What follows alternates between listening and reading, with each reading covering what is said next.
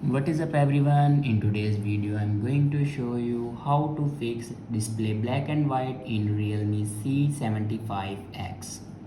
So let's start the video. First of all, open settings. In settings, scroll down and here you can see the option display and brightness. Now click on it. Now here you can check if you turn on your dark mode, then turn it off. After turn off your dark mode, then go back and scroll down and click on system and update, and then click on backup and reset. Now click on reset phone again. Now here you can see the option reset all settings. Now click on it.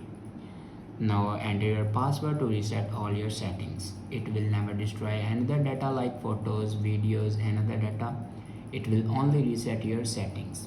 After reset all your settings, then go back and click on erase all data. Now enter your password to erase all your data.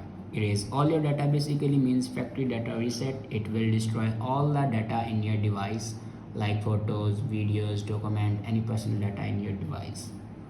After the factory data reset, your problem will be fixed. I hope this video is helpful for you. Thanks for watching.